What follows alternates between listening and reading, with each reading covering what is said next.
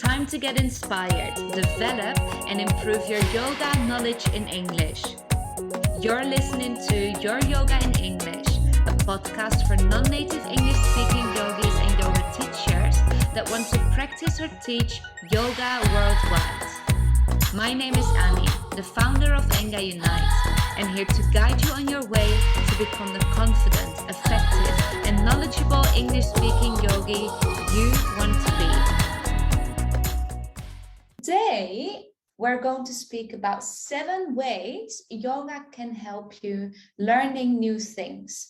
So whether it is learning a language, whether you're studying for a degree, whether you are studying anything else, it doesn't really matter.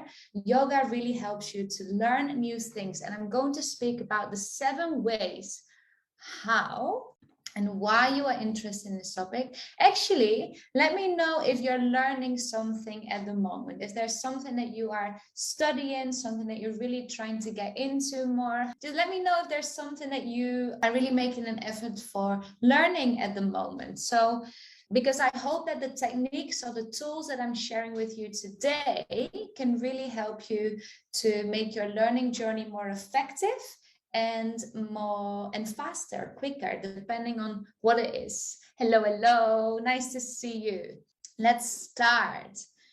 So I already said I'm really excited, but I'm always excited. I'm always excited to be here. It's one of my favorite moments of the week. It's a really nice time to connect with you and to share some really interesting information, at least that I find interesting, and I think many of you too. It always is related to yoga and learning languages, because obviously at Enga, we focus at yoga teaching skills for yoga teachers that are non-native English speakers.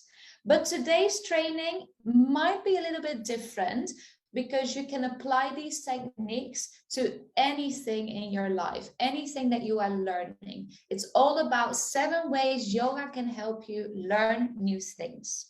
So, two of my biggest passions, learning and yoga. As a yoga practitioner or yoga teacher, you know that learning and yoga go hand in hand. They are not separate things. They always come together.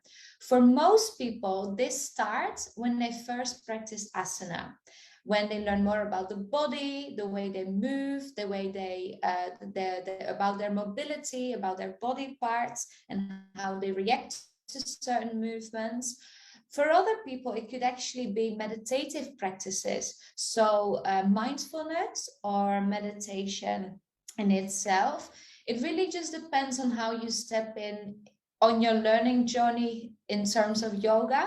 But it doesn't really matter, because from the very first moment, you already understand that learning and practicing yoga in whatever way it is, go hand in hand. Now, whichever came first, yoga, meditation, maybe studying Yoga Sutra, the Bhagavad Gita, maybe you studied historic texts, whichever came first, you know that learning yoga is a never-ending path. It always goes on. There's always more to learn. There's always more to discover. And all the things that you learn at first will maybe make sense to you at a later stage, and also means something else at a later stage, depending on where you are at in your life right now. So it's never ending, it's ongoing. So practicing and teaching yoga opens up a whole new world. It gives you a new perspective. It gives you a new perspective on behavior, on actions, on knowledge, but also culture and beliefs. Now, it teaches you about your relationships, the relationship with yourself and the relationship with others, but also the relationship you have with the world as a whole. It takes you on a transformative journey, which often makes you rethink all the things that you have said in your life, all the thoughts that you have, all the words that you have used, and the decisions that you made. Very often when we go on this journey, we will create a new perspective on things and rethink everything that we have done. This also means that you develop awareness. including self-awareness. The self-awareness that we develop through yoga is something that we need when we want to learn anything else. It's something, didn't know, looking in between, soft of awareness. What do you mean with that? So self-awareness, the self-awareness that we develop through yoga is something that we need when we want to learn anything in life. And it's something that many school systems don't pay attention to. When you're in school, many classes are taught in the same way, to the same students and in the same manner. There's no change depending on who's in front of them. But every student has their own learning style. They have their own talents and their own strengths and interests, their needs. For many, either when you're in school or coming out of school, we believe that we're not good at learning. And we are bad at memorizing information. And it sometimes actually makes you think that you are not intelligent enough. As a result of that, we focus a lot on what other people think of us. And we compare ourselves to other people's achievements, the things that they can and they can't. We look at our answers and our grades and kind of cultivate an idea that may not be realistic, it may be false, it may not be accurate and not true. From my own experience, because I've been there, I also thought this way. I also thought very low of myself and thinking I wasn't smart enough. From my own experience, practicing yoga helps you gain a more correct and fairer awareness of who you are and the challenges that you're facing. So self-awareness is a product of your yoga practice, which changes any false perspectives that you have of yourself and what you can and what you cannot do. With this comes a total change of your attitude towards your learning journey, towards yourself, the people around you, and especially in this case, learning and anything or whether or not it's related to yoga, this change of perspective means that you can eventually learn anything as long as you apply this self-awareness. So, why would you want to learn anything? I believe that learning is one of the most valuable assets of our human experience. We continue learning and evolving throughout our personal and our professional lives. Without continuous learning, you wouldn't be where you are today. On a learning journey that lasts a lifetime, you probably experience a lot of different types of learning. Some are more helpful than others. And depending on your personal learning needs, you can adjust to make them more effective. For example, many school systems are designed to suit only one or two ways of learning, which might not be perfect for you, or it might be completely wrong. Sometimes finding support from teachers or colleagues to help you and to give advice and to share resources, that can be very helpful and it can be very useful, but they're not always going to suit you because very often these systems only have this one type or maybe two types of learning. Even if they are offered to you with the best intentions, you will need to develop this self-awareness that I also call independent learning. And for those that are on the English for Yoga Teachers course, this is something I spoke about a lot yesterday. And I think it's really, really important that we know who we are. We know what our learning style is, what our needs are, the things that we find truly interesting, and understand how we can find the materials to actually make our learning more effective and truly truly beneficial for what we need in our life. So this is why self-awareness is fundamental. Really, it's you only who can make this biggest difference it's you only who can make the biggest difference in your learning. So rely on your knowledge and understanding of yourself, because no one else but you, and we say this in yoga all the time, no one else but you knows best. Okay, so transferring the skill of self-awareness that yoga teaches you to anything you're learning makes you an independent learner. That means that you can use this self-awareness to know what you need, what you need in order to make progress, and understand what you need to improve. And importantly, where you do well. What are the things that you're good at? So today I'm going to share 7 ways yoga helps you learn new things. And these ways will help you stay on top of your goals, enjoy your learning, become faster, more efficient, more effective. And for the purpose of this training, and because of what we do at Enga, I'm focusing on learning languages. But remember that anything of the things that I'm saying, I'm going to share with you now, you can apply to any other type of learning journey too. If you would like suggestions, or if you need help with any of these points, you can always send me a message on Facebook, on Instagram, or just send me an email at annie@engaunite.com, because sometimes when we get a lot of information, we might feel a little bit lost and we don't know where to start. And I'm here to help you if you want to and if you need to. So number 1 might be obvious, but it's focus. One of the things you learn by practicing yoga is focus. It's one of the first things actually that you learn by practicing yoga. Listen to your teachers when they say, find a focal point in front of you. Imagine you're in a tree pose or any balancing posture.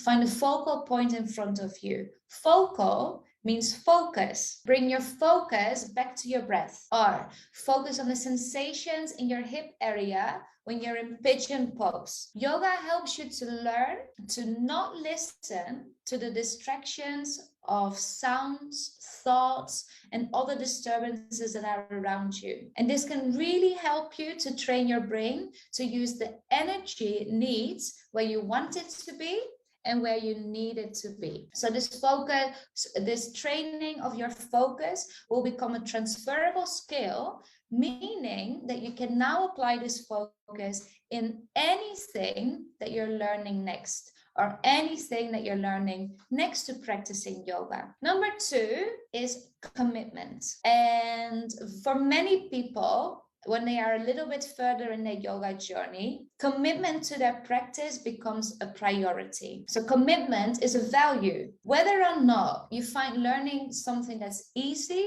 or challenging, whether you really have the desire, or so whether you don't really have the desire, but you have to, or whether you really can't wait to learn it, doing it anyway is a huge achievement and a valuable learning skill. So in yoga, many students value their commitment to their practice as an important part of their daily life, or of this life in general. So many students value their commitment to the practice as an important part of their daily life. It's something that they really want to stick to, something they really want to do every day. It's a priority, and it's their commitment to themselves. So their practice and self-care, when it becomes a priority and this turns into their commitment, is easily translated to any other learning journey as well. It's the feeling when you get on the mat on the good days and not so good days, or the challenging days. No matter the distractions in your life, even if it's only 10 minutes a day, you're showing up for your practice. You're committed to your learning and your progress. So yoga teaches you can only develop and improve when you put in the time and effort. It teaches you that you're committed to your learning, no matter how much patience or hard work or effort it requires from you. Everything that you do within that moment will be worth it in the future. So this you can transfer when you learn languages to facing any difficult vocabulary exercises or grammar tasks, maybe your learning objectives as a whole, the things that really intimidate you. This commitment that you have cultivated in your yoga practice is now translated to anything else that you're learning. So, Anna, this is such an interesting topic to discuss. I'm just a bit confused to start. If yoga is personal practice, do we still need gurus in yoga practice, and how find balance in it? So, amazing question. I wouldn't say that you need a guru, but we do need people to learn from. Remember that yoga is a practice that is passed on from teacher to student, and many other things are passed on from teacher to student. The teacher doesn't have to be someone that tells you this is how it is, and this is the way it's done. There's no other right way to do it. There's only one way. But in this sense, and in the sense of learning yoga, I believe that the teacher is there to open new doors to you, to inspire you, to give you maybe some thoughts, some inspiration, some ideas that you then make yourself. And this is why your self-awareness and your ability to become an independent learner is so important. So the teacher really is there to guide you and to support you, to help you open up to new ideas, to show you things from different perspectives, to also challenge you and to hold you accountable. But it doesn't mean that your teacher needs to tell you, this is the way it's done, and that's the only way. And this is very often what happens in school systems. And the big difference between what we are cultivating right now and what we see more of right now. And I think also a big difference in yoga. And then in terms of balancing it, this has to do with your self-awareness as well. How much do you rely on the support of your teacher, and how much can you do by yourself? Do you feel lost when you don't speak to them or you haven't spoken to them in a couple of days? Or can you continue your journey when they are holding your hand on the side, but you can develop yourself in the meantime? So then we have focus and commitment. Number 3 is immersion. Yoga is practice on and off the mat. What you learn in class or what you have read in a book, for that reason, many teachers say that yoga is a lifestyle rather than it is a practice. In the same way we practice yoga, in the same way that we practice a yogic lifestyle, that we practice it on and off the mat, you can take your learning outside, inside and outside of the classroom. So learning something new, whatever it is that you're learning, is a way of life. And particularly when you are learning languages. So consider your learning journey also a lifestyle. So whatever it is that you're learning, and especially if you're learning languages, consider this a lifestyle as well and bring it into your free time. Your learning doesn't stop the moment you have finished an exercise or that you have finished your class with a teacher. From there, it's up to you to actually make this your own and keep practicing in your daily life. So read books and watch films in the language that you're learning. Go to social events when you hear or speak to other people in that language. Watch documentaries about the places that language is widely spoken, or meet up with people who are also learning a language. Meet people that have learned it, or native speakers if that's accessible to you. And immerse yourself in any activities that you can expose yourself to learning more and help embody what you have learned already. Yesterday, with the English for Yoga Teacher course students, we spoke about ways to immerse yourself, and they came up with really, really nice ideas. One of the girls is teaching yoga to rock climbers, but she lives in Brazil. So the chances that she speaks to English speakers that also are into rock climbing are very small. But what she can do is practice yoga in English that are on YouTube or with a teacher that specifically focus on rock climbers.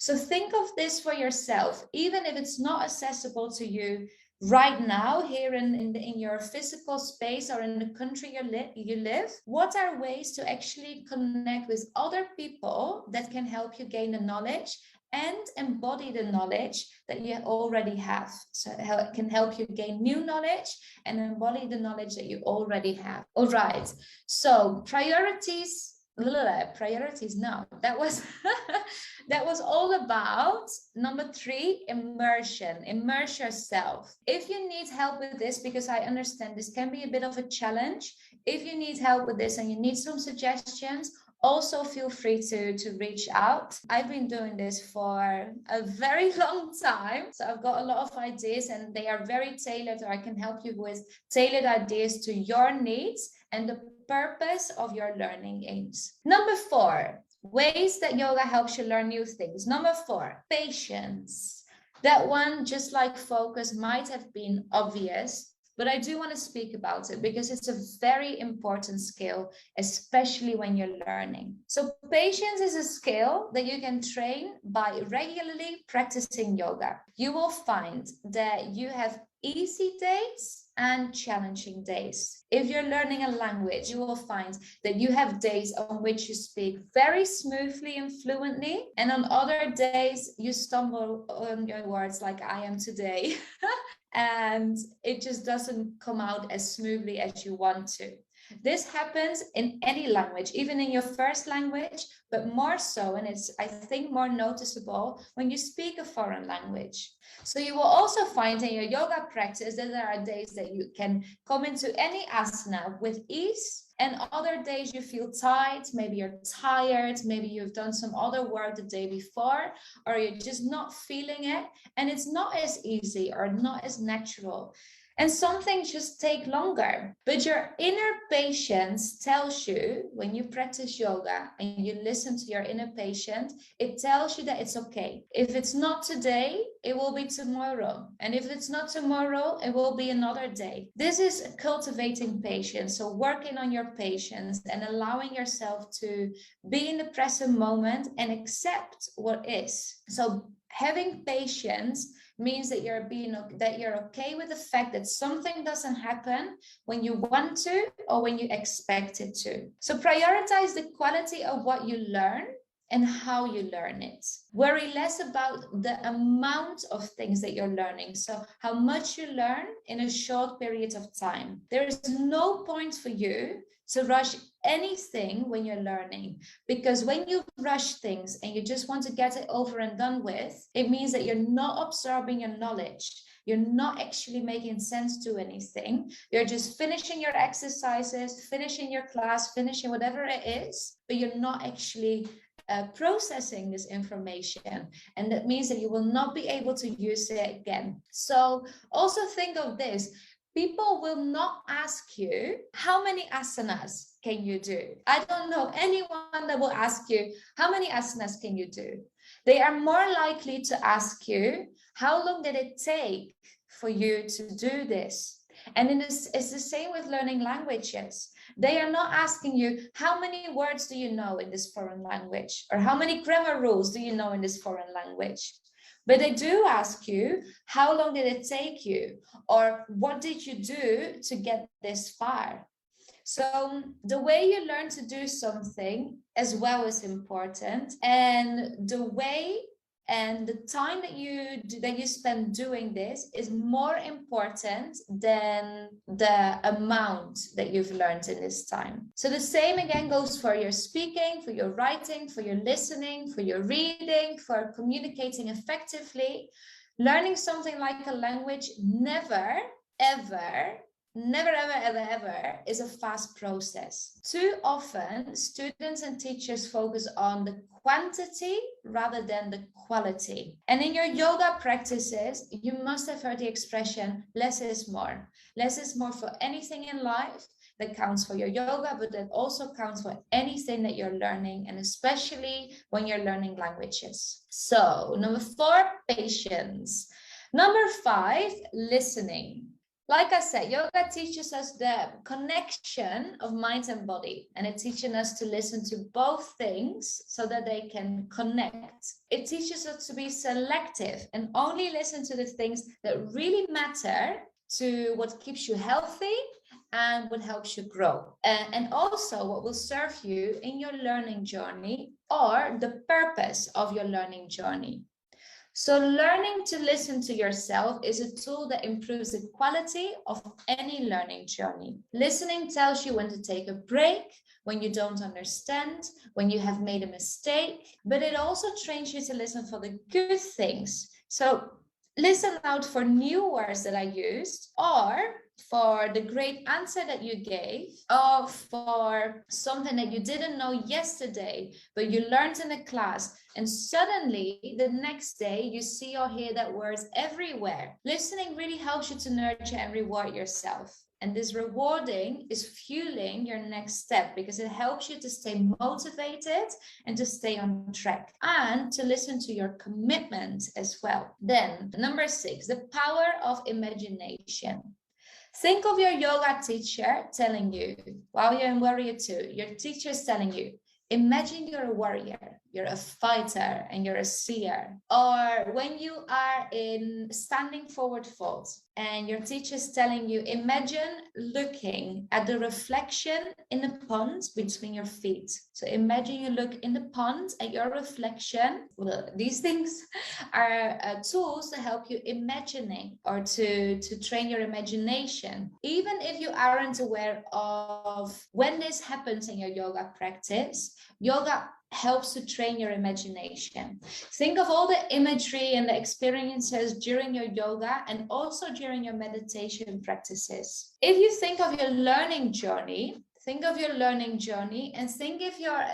if your teacher has ever asked you to invent an example of something that you've just learned, of a word or maybe grammar rule or maybe a structure. They ask you for examples, and maybe they ask you to use it in a sentence. Maybe they ask you to draw it, but they do this to train your imagination so that when the correct context comes up in real life, you can use your imagination to create the correct sentence, or that you can create the correct structure, that you can use the word correct in context without the help of your teacher or an exercise. So imagination helps you to process new information faster, to create memories. But like I said, it does help you to create or to cultivate more of this skill to imagine things and create memories and to make things your own. Your imagination can help you also to visualize how you would feel after you've achieved your learning goals. It can help you to simply take a moment to visualize a new word or an image of a piece of information, which will help you to increase your understanding. So imagining new knowledge in a visual way can help you absorb it. And for more abstract ideas, imagining the concept in real life can help us relate better to what we are learning. Then, number 7 is the ability to accept.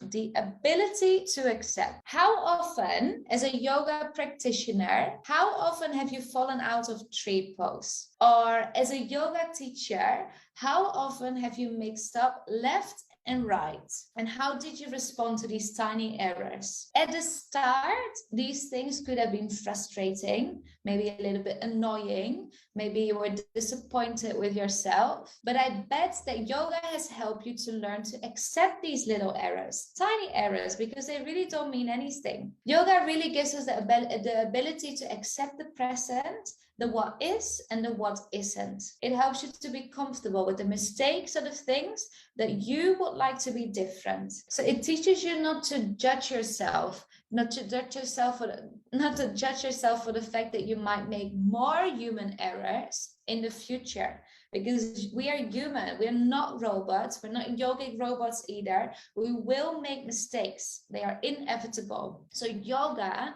can show you how you can accept things that you want to change first, so that you can take control and then turn them into learning opportunities, right? So the ability to accept, we're learning how to accept mistakes, to accept where we are, to accept that we don't have all the answers, or that we are as knowledgeable yet, but it's okay. It's going to come. So this is patience and acceptance a little bit together. So to summarize, 7 ways yoga helps you learn new things.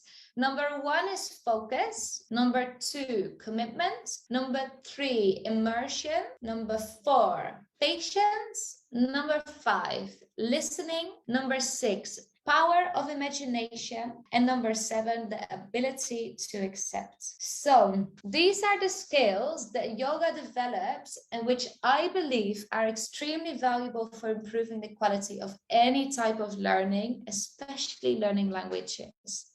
And I would really love to know from you, for those that are watching, how yoga has taught you to, not how yoga has taught you, have you ever thought about these ways, the things that yoga offers you to make your learning more enjoyable or effective or productive. And let me know your thoughts and how you feel. So I would really love to know your takeaways from this, what you have learned. And I also want to know if you're going to use any of these things and pay attention to them in the future. And I want to invite you to a free webinar. I'm hosting a free webinar on the 3rd of November. And in this webinar, I will share how to overcome imposter syndrome. So procrastination and postponing your tasks and your wishes, and how to hold yourself accountable for your learning journey. Because very often when we are learning something new, there's a lot of self-doubt, there's a lot of fear, there are a lot of obstacles on our ways or on our paths. So in this webinar, I'm going to share how to overcome imposter syndrome and hold yourself accountable for your learning journey. If you are interested, it's on the 3rd of November. So I think it's about 3 weeks from now, but you can already sign up. And for those that are listening to this on the podcast, go to engaunite.com and you will find the link there as well. Or just shoot me a message on Instagram and Facebook and I can send it to you there. If you have questions later on, just send me a message and I will get back to you as soon as I can. I am gonna love you and leave you right now. Have a great rest of your day and I will see you all very, very soon again. Any questions, just send me a message. If you feel inspired and like what you learned today, I'd love for you to leave a review. Don't forget to subscribe and follow us at Enga Unite. Join the community and become a member of the Teach Yoga in English support group on Facebook. Practice, rest, repeat, and all will come.